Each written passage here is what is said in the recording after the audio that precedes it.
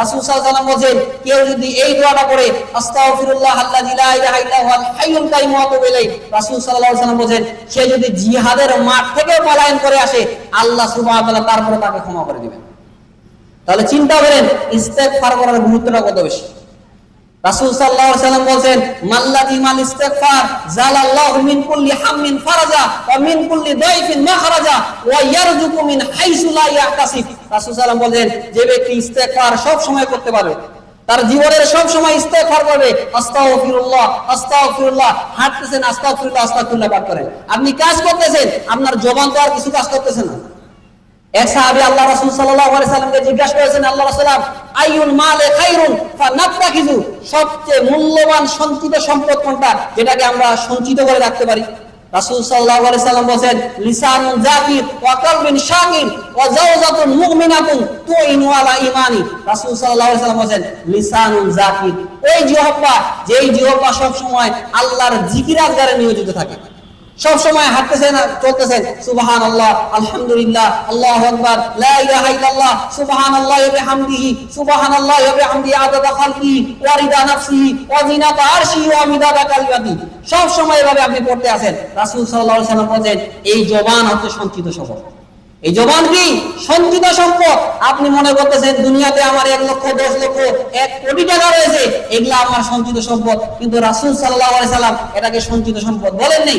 রাসূল সাল্লাল্লাহু আলাইহি সাল্লাম বলেন তোমার সঞ্চিত সম্পদ হচ্ছে ওই জিহ্বা, যেই জিহ্বা সব সময় আল্লাহকে স্মরণ করে, যেই জিহ্বা সব সময় আল্লাহকে ডাকতে পারে, ওই জিহ্বা হচ্ছে সঞ্চিত সম্পদ।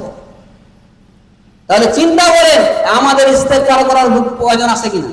তো যেই কথা বলতেছিলাম রাসূলুল্লাহ বলেন যে ব্যক্তি সব সময় ইস্তেগফার করবে জালাল্লাহু মিন কুল্লি হাম্মিন ফারাজা, আল্লাহ সুবহানাহু ওয়া তাআলা তার জীবনের সমস্ত বিপদ আপদ বালা মুসিবত আল্লাহ সুবহানাহু ওয়া তাআলা দূর করে দিবেন। সুবহানাল্লাহি ওয়া বিহামদিহি। রাসূল সাল্লাল্লাহু আলাইহি সাল্লাম বলেন ওয়া ইয়ারযুকু মিন হাইসু লা ইয়াহতাসিব, এবং আল্লাহ সুবহানাহু ওয়া তাআলা তাকে এমন জায়গা থেকে রিজিক দান করবে যার চিন্তা ভাবনা সে কোনোদিন করতে পারে না। তাহলে ইস্তেগফার করার গুরুত্বটা কত বেশি।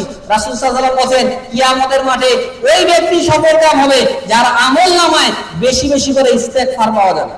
যেই ব্যক্তি বেশি বেশি বলেছে আস্তাগফিরুল্লাহ আস্তাগফিরুল্লাহ, রাসূল সাল্লাল্লাহু আলাইহি ওয়াসাল্লাম বলেন কিয়ামতের মাঠে ওই ব্যক্তি সফলকাম হয়ে যাবে, ওই ব্যক্তি সাকসেসফুল হয়ে যাবে। তাহলে আমরা বেশি করে ইস্তেগফার করব তো ইনশাআল্লাহ।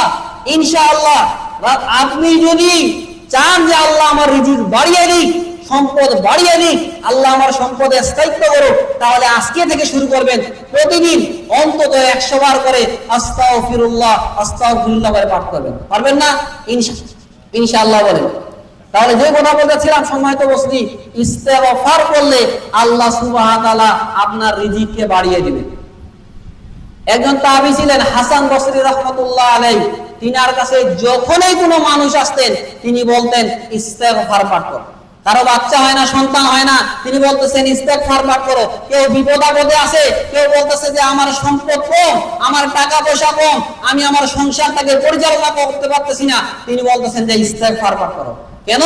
কারণ মানুষকে রিজিক থেকে বঞ্চিত করা হয় তার পাপের কারণে। কিসের কারণে? পাপের কারণে মানুষকে রিজিক থেকে বঞ্চিত করা হয়। আর যখন ইস্তেগফার বেশি বেশি করে পাঠ করা হয় তখন আল্লাহ সুবহানাহু ওয়া তাআলা তার রিজিকের দরজাকে খুলে দেন। তাহলে যেটা বললাম সেটা হচ্ছে ইস্তেগফার পাঠ করা। সব সময় ইস্তেগফার পাঠ করেন, দেখবেন 1-1.5 মাসের মধ্যে আপনার রিজিক বৃদ্ধি হতে বাধ্য। আপনি ইস্তেগফার পাঠ করেন, 1 মাস 2 মাস পরে আসে আমাকে বলবেন যে আমার রিজিক আমার বেড়ে গেছে। আপনার রিজিক বাড়বে, এটা অনেক অসংখ্য সালফে সালিহিনদের জীবন দ্বারা প্রমাণ। রিজিক আপনার বাড়বে, আপনার টাকা পয়সা বাড়বে, এটা আপনি প্রমাণ।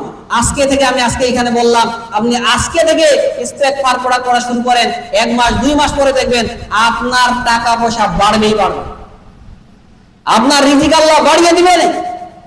তাহলে ইস্তেগফারটা কতটা পাওয়ারফুল চিন্তা করেছেন। অনেক কওমের উপরে, অনেক জাতির উপরে আসমানের উপর আগুনের আযাব চলে এসেছে, ইস্তেগফার করার কারণে আল্লাহ সুবহানাহু ওয়া তাআলা আযাব সরিয়ে নিয়েছে।